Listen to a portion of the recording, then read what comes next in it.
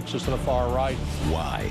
Really, really wealthy people spend a lot of money to get policy made the way they want it, and they get it. CNN investigates. I do not think that the average voter has any idea. Is this about being conservative, or is it about control? Follow the money. CNN Special Report, Deep in the Pockets of Texas. Saturday on CNN. This is CNN. More people get their news from CNN than any other news source.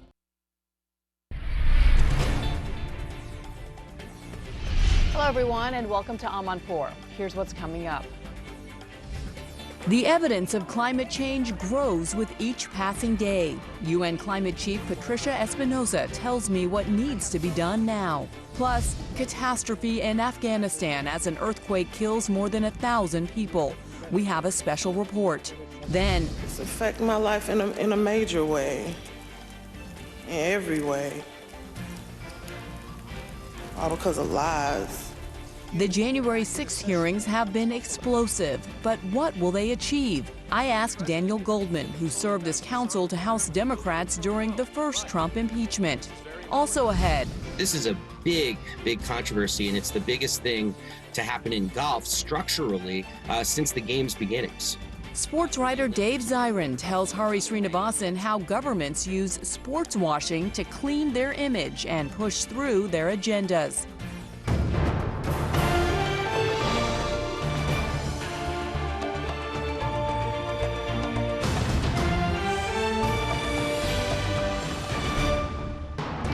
Welcome to the program, everyone. I'm Bianca Golodriga in New York, sitting in for Christiane Amanpour.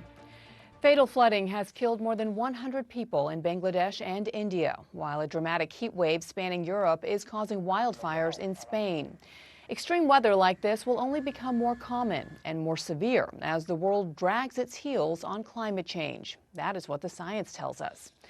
Recent efforts to tackle the problem at the Bonn Climate Summit in Germany left developing nations furious about a lack of support and the slow pace of richer nations.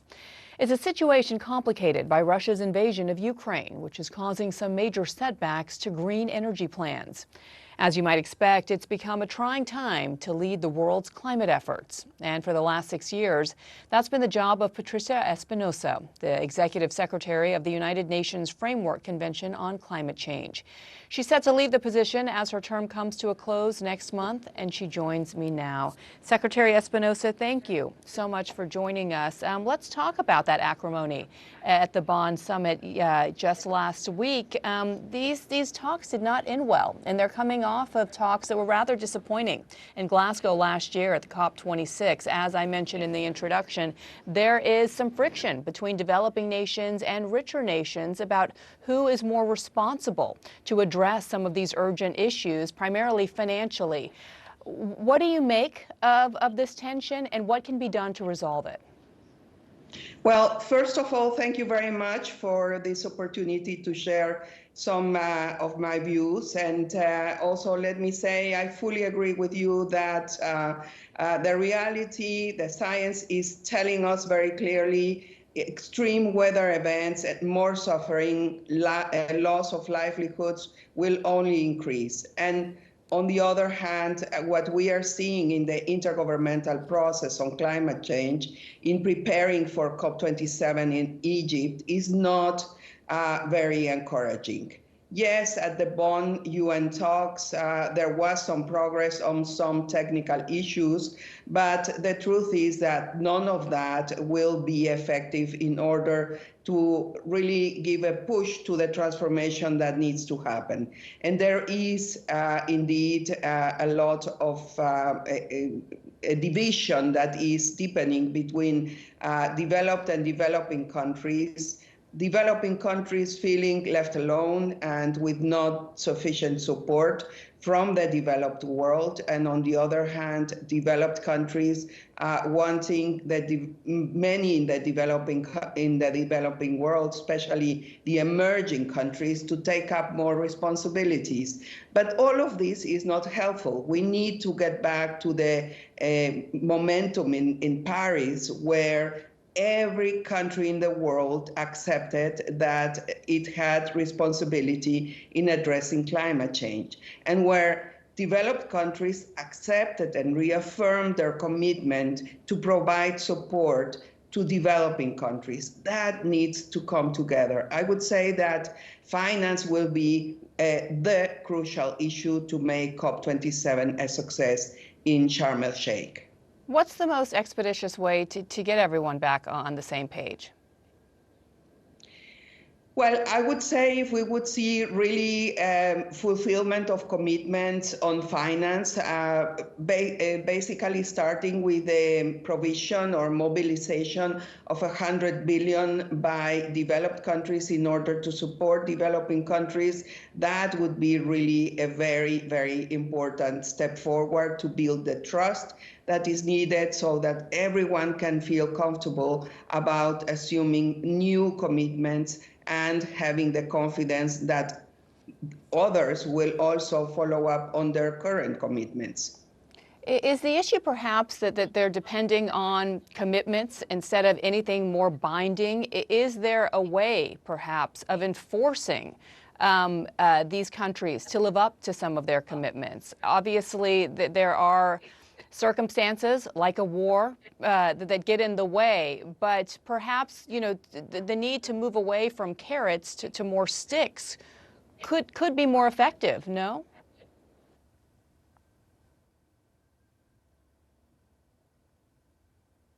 Can you hear me, Secretary?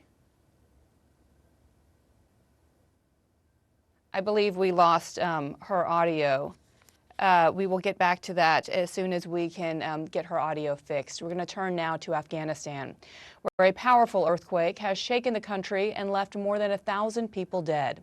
It's another blow to the country, which is already facing a hunger crisis. Scott McLean has the details in this report. This is the sound of help arriving in Afghanistan's Paktika province.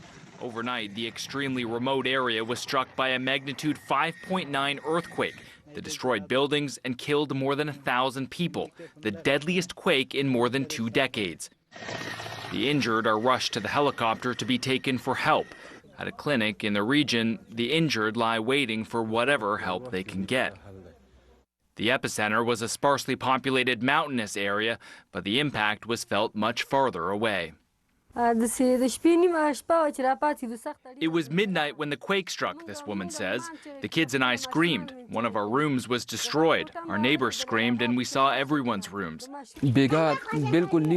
Another local man says the houses of our neighbors were destroyed. When we arrived, there were many dead and wounded. They sent us to the hospital. I also saw many dead bodies. Taliban trucks were seen moving bodies out of the area. Some homes were badly damaged. The government says some entire villages were destroyed. The man shooting this video says that one of his grandchildren was buried in the rubble, but they managed to pull them out alive. At a press conference, the Taliban pledged to send more than $500 to the families of those injured and more than $1,000 to those killed. A bold pledge for a cash-strapped government in the midst of an economic crisis. Scott McLean reporting there. We'll continue to follow that story, but let's now return to our interview with UN Climate Chief Patricia Espinosa. Secretary, sorry about that. Technology gets in the way sometimes, especially on live television. But I want to get back to my question because I do wonder if you think that we've reached a point where commitments are just not enough, where there needs to be some sort of mechanism to enforce countries to live up to their commitments and move away from carrots into more sticks. Definitely, there's much more that needs to be done. On the one side, yes, of course, in the intergovernmental process to build better instruments in order to follow up on commitments. And that is being done. We are building a mechanism that is called the Enhanced Transparency Framework, but also beyond the intergovernmental process. And here, let me share with you, I have been the last 2 days with an amazing group of women convened by the Georgetown Institute for Women, Peace and Security and the Rockefeller Foundation, talking about the situation of women and including in particular women and climate change. So in this regard, it is very important that civil society, private sector, academia, everybody gets involved in this fight against climate change. And that would send really a very, very powerful message to governments about their responsibilities as well. It is the biggest challenge that humanity is facing, and it is not something that governments alone will be able to address. Therefore, we really need everybody's participation, all areas of society, of all sectors of the economy, and that can be a very powerful force to accelerate and enhance the action that we are already seeing, but not enough. And if we keep at this pace, we know that we will not make it to the 1.5-degree goal by the end of the century. Yeah, and you say the focus now on COP27, which will be, and Egypt should be, on the Paris Climate Accords agreement there and the goal of limiting global warming to 1.5 degrees Celsius. I'm curious to get your thoughts on, we ran that piece on the tragedy in Afghanistan. That's just one of the global crises that leaders around the world are having to deal with. Obviously, we have the war in Ukraine right now, having impacts on economies all over the Western and developed nations and developing nations. How do you focus attention to this very important issue that more leaders around the world, I would say, thankfully, are acknowledging, but at the same time, they're dealing with more imminent issues like famine, like war, etc.? Well, it's a little bit, I can say frustrating to see the attention completely shifting to other issues. And you say, and this is the way that people perceive it, that leaders are focusing on the immediate tasks. But I would underline that the climate crisis is an immediate task. It's already happening right now, and it is really threatening the existence of humanity in the whole planet. We need to rebuild the momentum. We need to really get to a different mindset where everybody understands that this crisis needs to be addressed now, and that we do not have the luxury of choosing which crisis we will address. We have no choice but to address all of them at the same time. Yeah, what can be done in your view as you are leaving this position? What is your advice to world leaders, to your successor, in looking forward to COP27 in Egypt and ensuring that is a more successful, productive conference than last year in Glasgow? Look, we have almost 6 months to go to the conference. I would say my first point would be we need to rebuild the trust. We need to rebuild an atmosphere where countries will come together in November in Egypt and really show again what was shown in Paris and what we saw also, I would say, in Glasgow last year, that the international community is coming together in order to address this existential threat. And one of the elements that is absolutely indispensable for that is financing. Financing, because developing countries will not be able to do those transformations if there is not a support for their actions. And it is not only about money, about financial resources. It is also about technology. It is also about capacity building. So rebuilding that trust in the coming months is absolutely essential. There needs to be clear signals that all parties are really willing to come together, do their part, live up to their commitments. Living up to their commitments is one thing, and you have been through quite a lot in this role over the past 6 years. You took over just at the Paris Climate Summit was finalized, and the agreement was finalized there in 2015. And you've seen a new president, a new administration come into the United States. President Biden has stepped in and recommitted to the Paris Climate Accord. That having been said, words are one thing.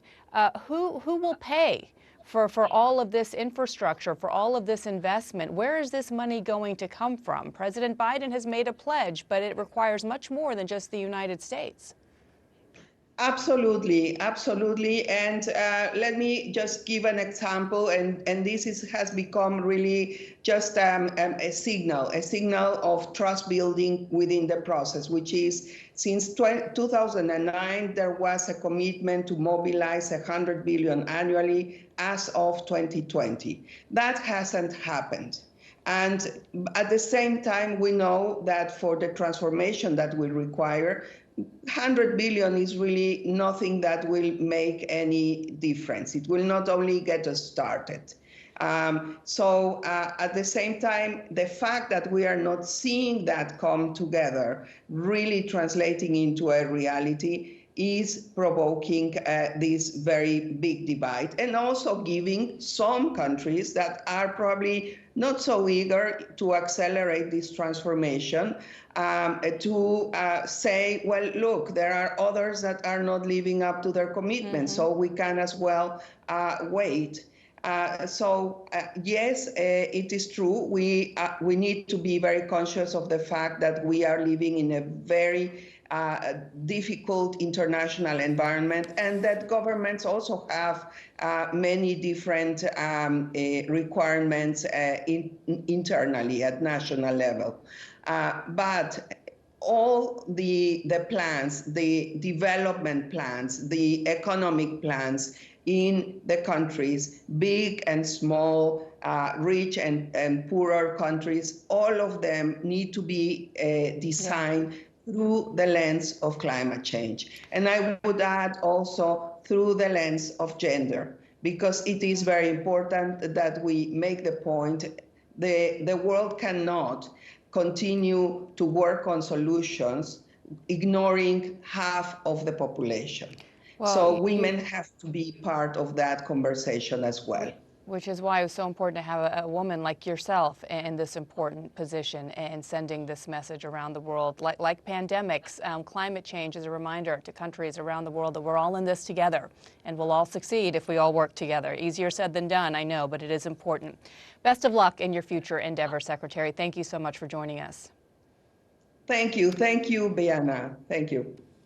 Well, now to the fraught political climate here in the U.S. The January 6 hearings continued on Tuesday. Republican witnesses testifying how former President Donald Trump tried to change the 2020 election result and overturn Joe Biden's legitimate win. In deeply moving comments, state officials also told the committee how false claims had real impacts on their families. Sarah Murray has the details in this report. You're a tyrant, you're a felon, and you must turn yourself in to the authorities immediately. What can you and I do to a state legislator besides kill him? Although we should not do that. I'm not advising that, but I mean, what else can you do, right?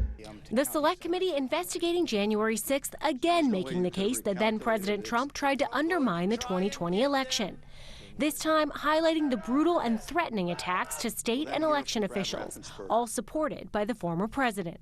Mr. Trump was told by his own advisors that he had no basis for his stolen election claims, yet he continued to pressure state officials to change the election results. Trump and his associates proposed putting forward a fake slate of pro-Trump electors, saying he won in 7 states that he actually didn't, to prevent Congress from certifying President Biden's victory.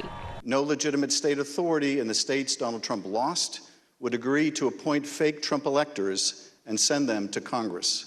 Trump and his attorney John Eastman even took their plan to the Republican National Committee. He turned the call over to Mr. Eastman, who then proceeded to talk about the importance of the RNC helping the campaign gather these contingent electors in case any of the legal challenges that were ongoing changed the result of any of the states. even pressuring, threatening, and cajoling election officials. I didn't want to be used as a pawn. You are asking me to do something that is counter to my oath. The Speaker of the Arizona House of Representatives testified to a pressure campaign by Trump and Giuliani to call a special session to overturn the election results. Representative Rusty Bowers testified he was never provided with any evidence of these claims, despite asking repeatedly. Still, Eastman called Bowers again in January, asking him to decertify the results. I said, you're asking me to do something that's never been done in history, the history of the United States, and I'm going to put my state through that without sufficient proof? No, sir. He said, well, that's my suggestion would be just do it and let the courts figure it all out. The committee unveiling never-before-seen text messages from an aide to Republican Senator Ron Johnson. This staffer stated that Senator Johnson wished to hand-deliver to the vice president the fake electors' votes from Michigan and Wisconsin. The vice president's aide unambiguously instructed them not to deliver the fake votes to the vice president. I had no involvement in an ultimate slate of electors. I had no idea this thing would be delivered to us. Got delivered staff to staff. The Republican officials who testified before the committee spoke of the repeated threats they received. We have various groups come by, and they have had video panel trucks with videos of me proclaiming me to be a pedophile and a pervert and a corrupt and politician. We had a daughter who was gravely ill, who was upset by what was happening outside. Eventually, my wife started getting the text, and hers typically came in as sexualized texts, which were disgusting. And then some people broke into my daughter-in-law's home. The committee heard from a mother and daughter that Trump explicitly maligned in a phone call with the Georgia Secretary of State. 18,000 voters having to do with Ruby Freeman. She's a vote scammer, a professional vote scammer and hustler. The two former Fulton County election workers' lives were turned upside down because of Trump's claims. The FBI informed me that I needed to leave my home for safety. I felt homeless. I felt, I can't believe this person has caused this much damage to me and my family. A lot of threats, wishing death upon me, telling me that, I'll be in jail with my mother. I second guess everything that I do. It's affecting my life in a major way, in every way. All because of lies. All because of lies. Our thanks to Sarah Murray for that report. Well, joining me now for more on the hearings is former federal prosecutor Daniel Goldman.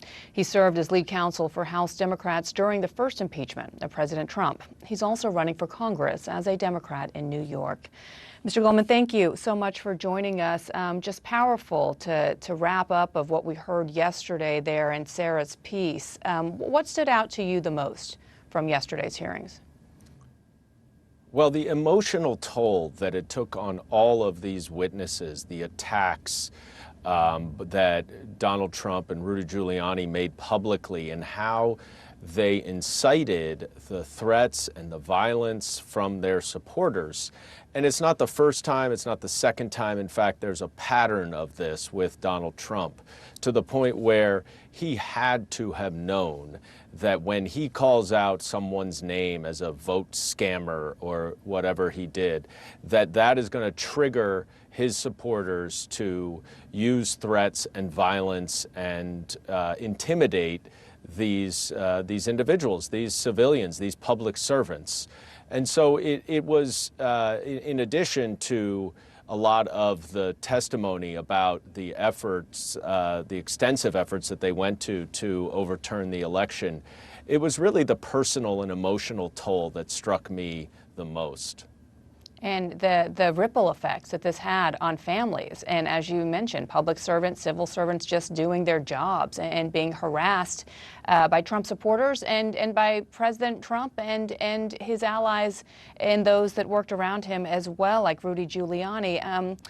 In terms of legal ramifications, criminal culpability, did anything stand out in your mind? And I ask that because there's a lot of question as to how and will the AG step in, and will Merrick Garland prosecute any of this, given the damning evidence that we continue to hear and new evidence that we continue to hear now? This was day 4 of these hearings.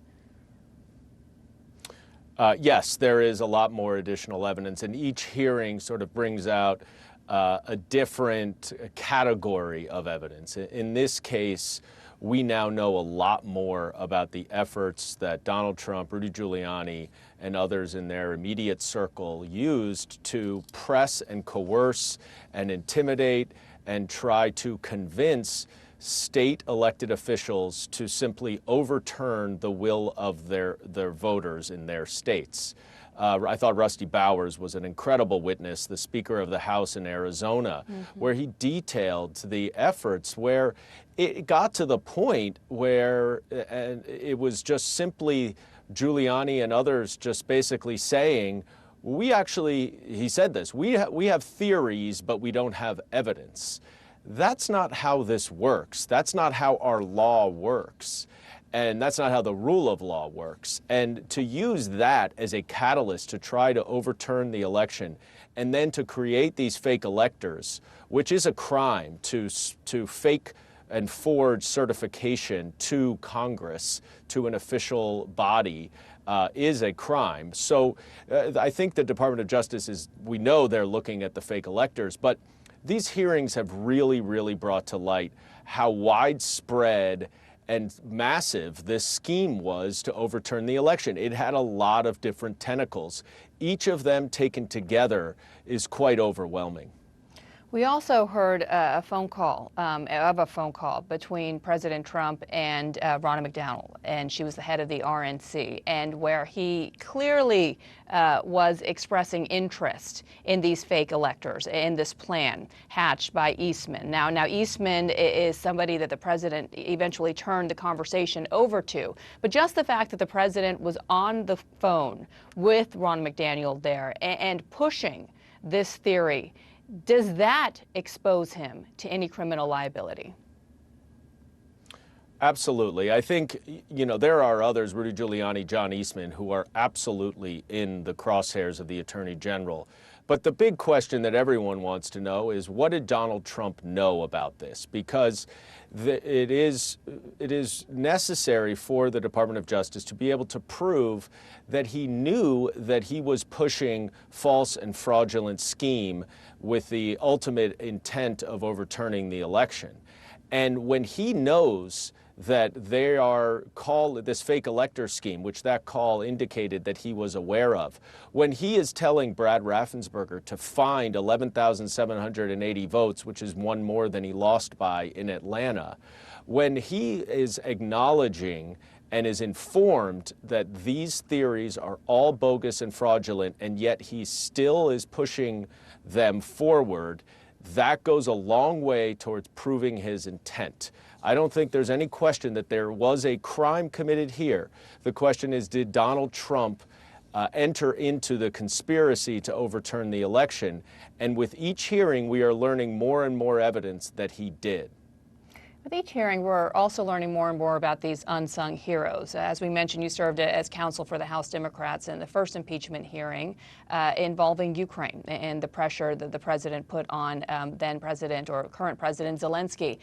We heard of heroes like Alexander Vindman, who spoke out when he overheard this conversation. And it reminded me of these people who most Americans had never heard of until instances like an impeachment or these hearings. Rusty Bowers Bowers, you mentioned him. He was a lifelong Republican. He voted twice for President Trump. He campaigned for him. But there was a point where he drew a line in the sand, and that was how he interpreted upholding his constitutional duty. And because of that, he suffered greatly. His family suffered greatly. Let's play some more sound from his testimony yesterday. It is painful to have friends who have been such a help to me turn on me with such rancor. I may, in the eyes of men, not hold correct opinions or act according to their vision or convictions, but I do not take this current situation in a light manner, a fearful manner, or a vengeful manner. I do not want to be a winner by cheating. I will not play with laws I swore allegiance to. On the one hand, Daniel, you have to admire that bravery and his duty as an American and his loyalty to this country over party or over one person. But that having been said, you think back to the words of Alexander Vindman when he said, "Here, right matters." Having personally been involved in one of these investigations and now watching one like the rest of us here in this country, are you encouraged that there are people like this, or are you more concerned that all of this pressure, all of this intimidation could lead fewer people from doing exactly what these people did? I am both encouraged and concerned, and I'll tell you why. I am encouraged that there were Republicans around the country who stood up to Donald Trump and who refused to do his bidding, as Rusty Bowers said. But I am very concerned because since January 6th, Donald Trump and other Republicans around the country are trying to fix what failed in 2020 so that they can steal the election in 2024. And what they're doing is they are changing laws to allow elected partisan officials to have much more control over the certification process and potentially overturn the will of the people. And the people running for those positions are big lie believers. They are election deniers. And so what is going on around the country is laws are changing and election deniers are running for office in droves. And so while the institutions held, and barely, on January 6th, I am very concerned that the institutions will not hold in the future. And it is upon all of us to be incredibly vigilant about ensuring that our democracy remains going forward and that these efforts to overturn the election with these new laws do not have the intended effect and are unable to actually steal an election or overturn the will of the people. As you've said, you believe there's enough evidence here to bring criminal charges, but you thought there was enough evidence in the first impeachment to impeach President Trump. I'm just curious, how would you compare these two hearings? Because there was some criticism of the first impeachment that it was too speech heavy.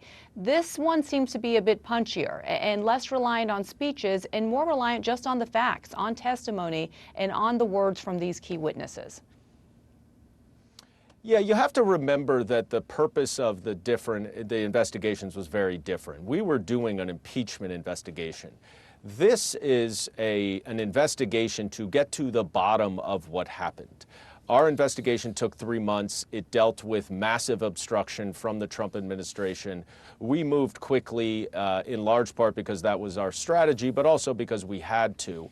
And so what we tried to do is have the witnesses testify because their testimony was ultimately going to lead to potential impeachment charges.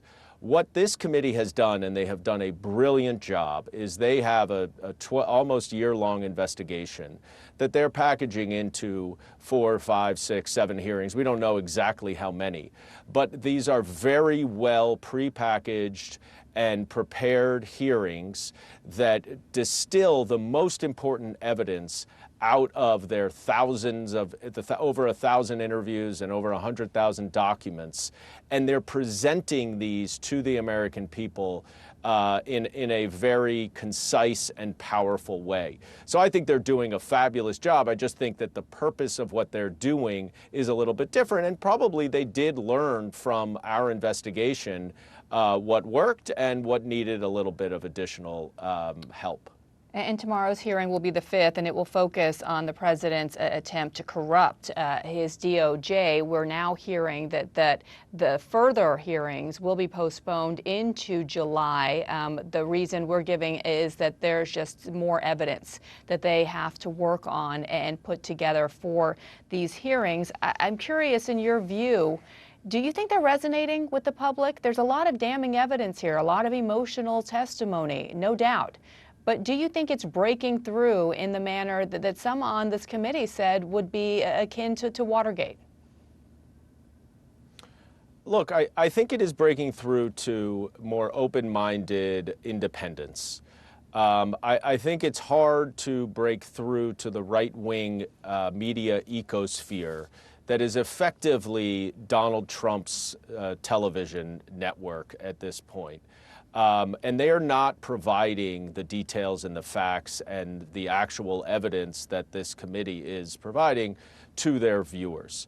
So there's going to be 30% of the country that is not going to believe anything that they see or hear other than what Donald Trump says.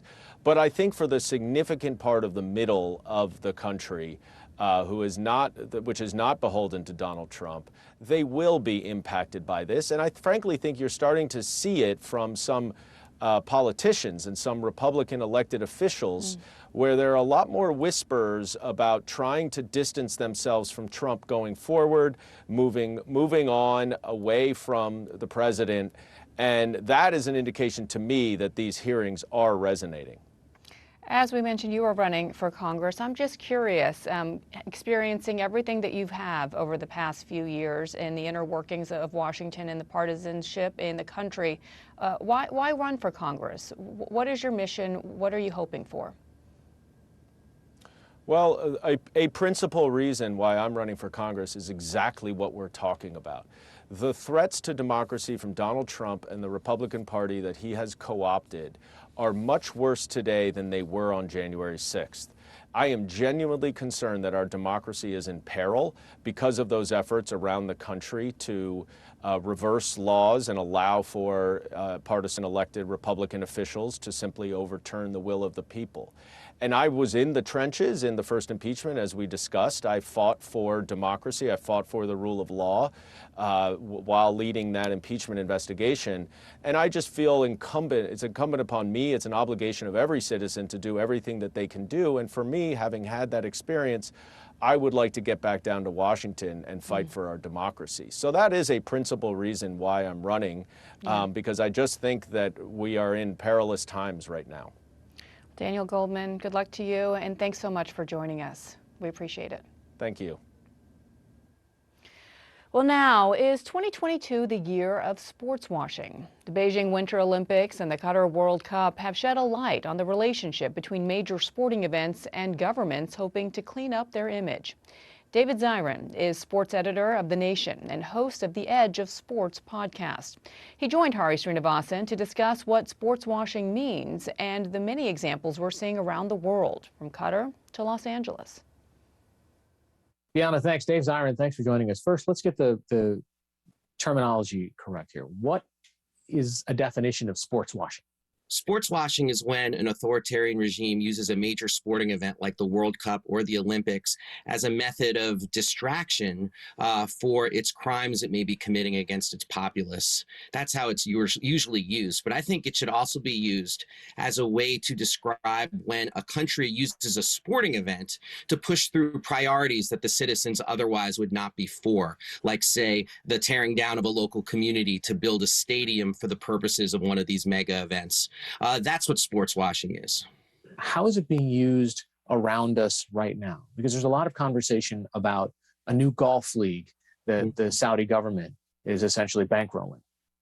Well, we're seeing the rise of a lot of authoritarian governments in terms of power, money, and influence. And we've seen this new generation of authoritarian leaders, like in Saudi Arabia, for example, seeing the importance of sports as a way to put the happiest possible face on their regime. And it's not just for internal consumption to show the country like, hey, look, we're a modern country and we're hosting all these amazing events. It's also for external consumption. It's a message to the world that these countries should be part of the community of nations. And they point to things like hosting, say, the Olympics, a golf tournament, a various soccer tournament, whatever it may be, as a way to say we are part of the modern world, we are part of the international community, and we should be given that respect. For people who don't follow golf, what happened here? I mean, why is this so important, and why is it different than just, say, a tournament that's being played in Saudi Arabia? Well, it's so different. And first of all, I'm glad you pointed that last point, because the PGA Tour, the Professional Golfers Association, they play tournaments in places that are authoritarian all the time.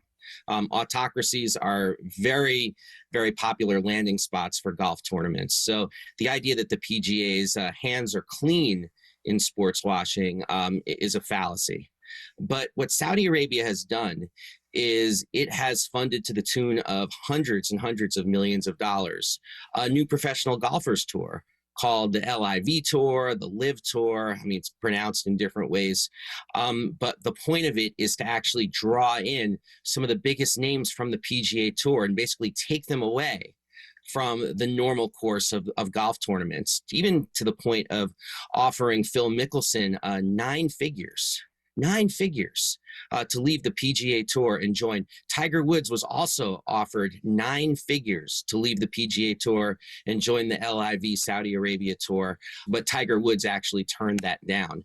But so they are writing big, big checks to damage the PGA Tour, and the PGA Tour's response has been to actually ban these golfers from future majors. So this is a big controversy, and it's the biggest thing to happen in golf structurally since the game's beginnings.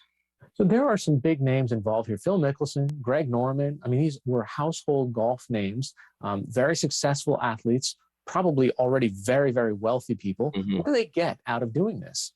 Well, there are a couple of things. I mean, Greg Norman has had very bad feelings towards the PGA Tour going back decades, and a lot of golfers do.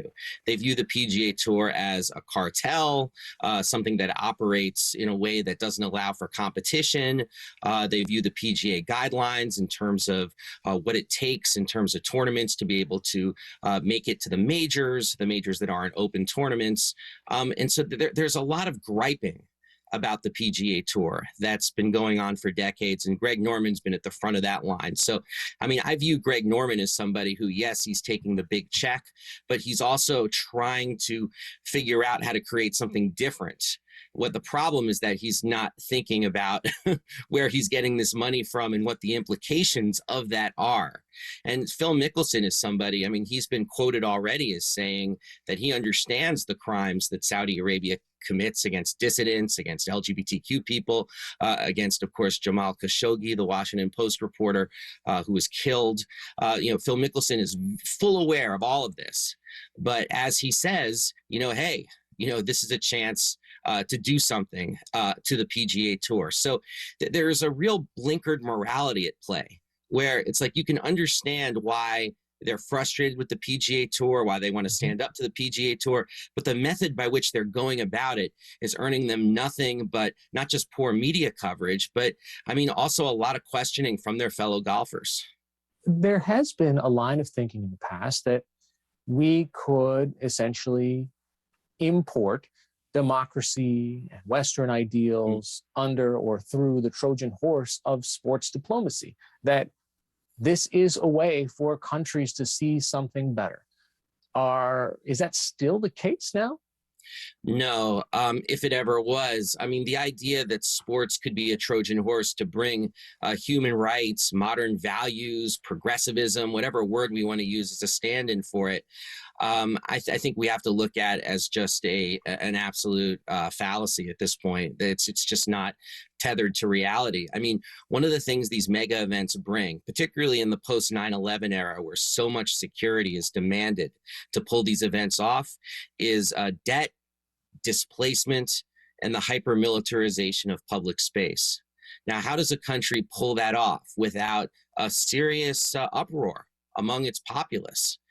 Piling up debt, displacing ordinary people, and then militarizing public space. Well, if you're an authoritarian country, that actually makes you very attractive for the Olympics, for the World Cup, for these other mega events, because an authoritarian country can actually push these things through without having to deal with any sort of democratic roadblocks. Now, what you see, though, when, say, the Olympics are coming to Paris in 2024 or Los Angeles in 2028, what you see is actually these countries in, quote unquote, Western democracies acting more like authoritarian governments and pushing through building plans, pushing through police plans, pushing through security plans that would make authoritarian countries envious. But they're able to do it through the guise of sports, through the glory of sports, through the excitement of sports. And that's the other side of sports washing. I feel like we don't talk about it enough. It's not just to cover up the crimes of an authoritarian country. It's also about pushing through proposals that people would otherwise reject if they didn't come wrapped in the bunting of sports. So you're saying that, in a way, the city of Los Angeles can displace, say, homeless populations a couple of years in advance as a way, well, to pave the way for the new complexes that might be coming for the Olympics down the road. Oh, that's what they're doing. I mean, I've talked with homeless rights activists in Los Angeles as well as Olympic planners, and basically what they're able to do right now is displace people from the tent cities that have been erected in Los Angeles, because there is a housing crisis in Los Angeles. There is an affordable housing crisis in Los Angeles. And instead of dealing with that, the root problem, what they're doing instead is rounding up and displacing and destroying the park tent cities that have been erected so people have some form of shelter.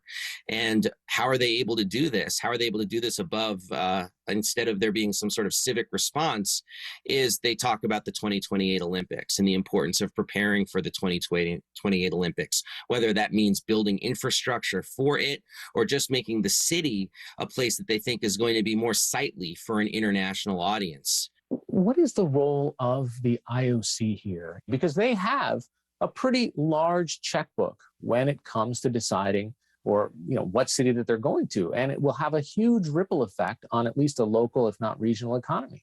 A massive ripple effect. I mean, the International Olympic Committee, first of all, has bought hook, line, and sinker this idea that they are somehow this traveling roadshow of democratic ideals and international togetherness. And therefore, whatever country they go to, no matter how authoritarian, no matter how many human rights abuses, they are somehow making that country better by the sheer presence of the Olympics. Now, what happens when reality intercedes with that?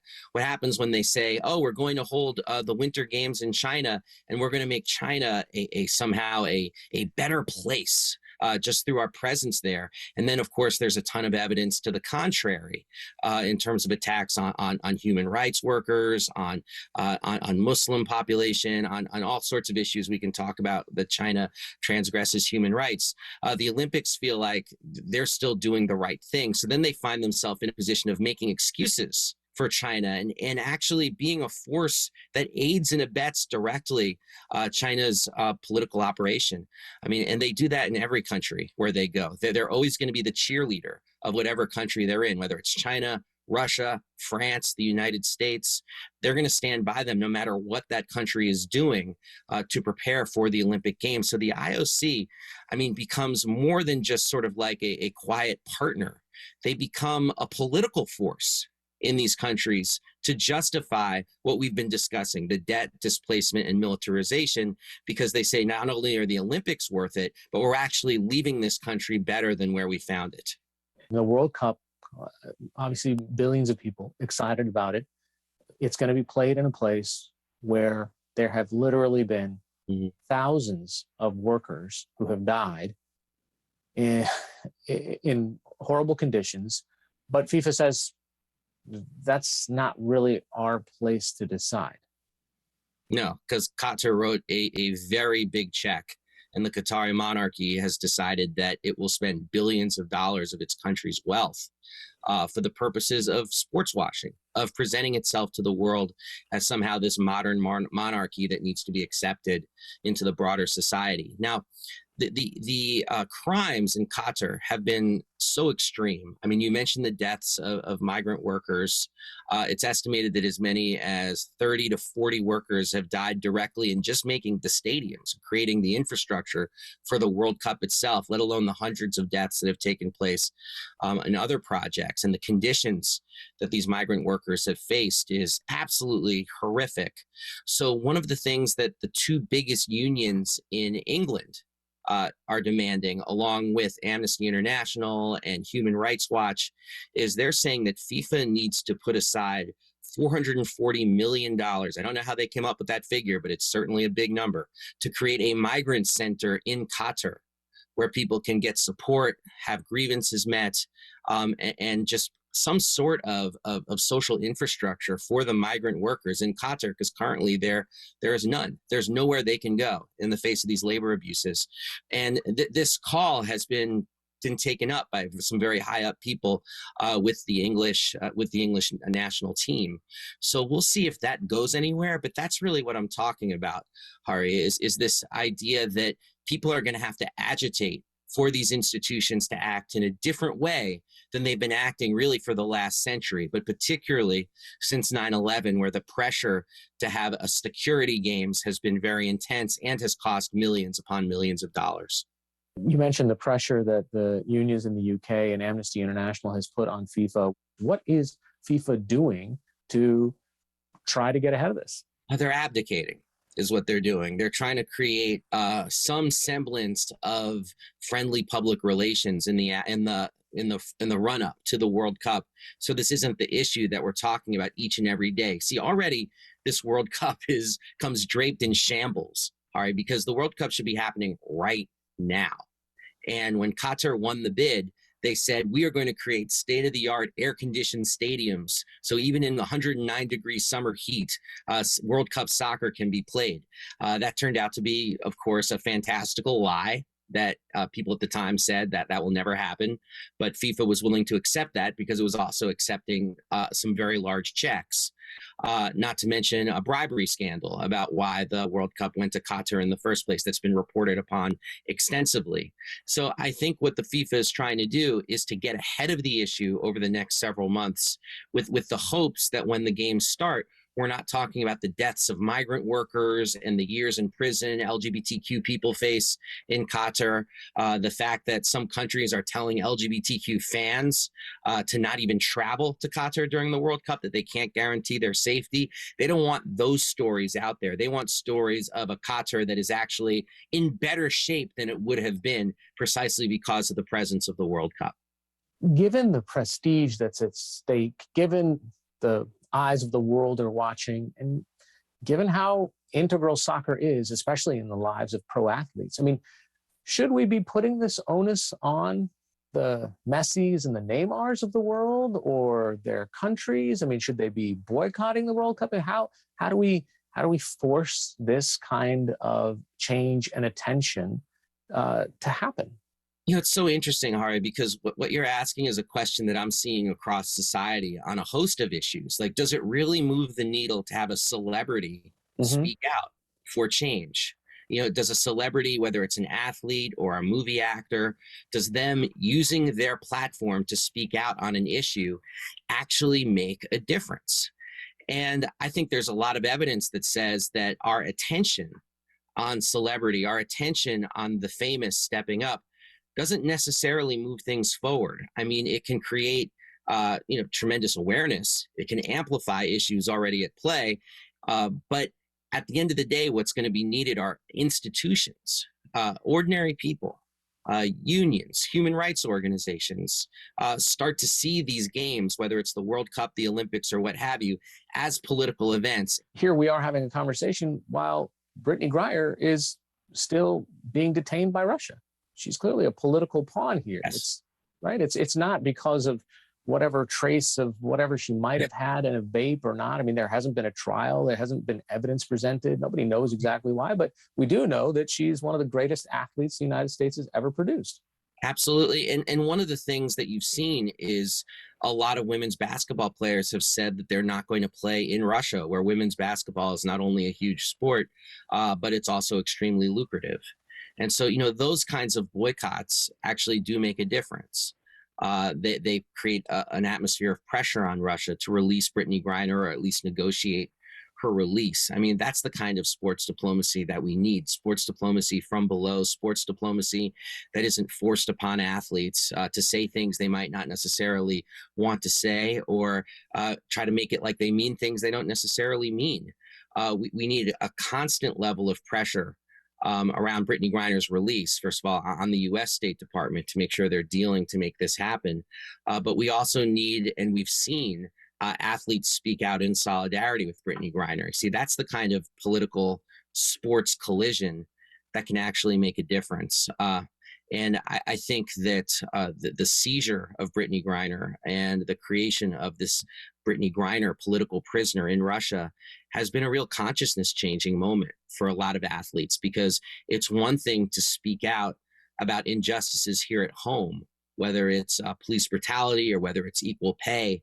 It's another thing to start stepping onto that international stage, an international stage that gets you paid to be able to raise the issue of Brittney Griner's freedom.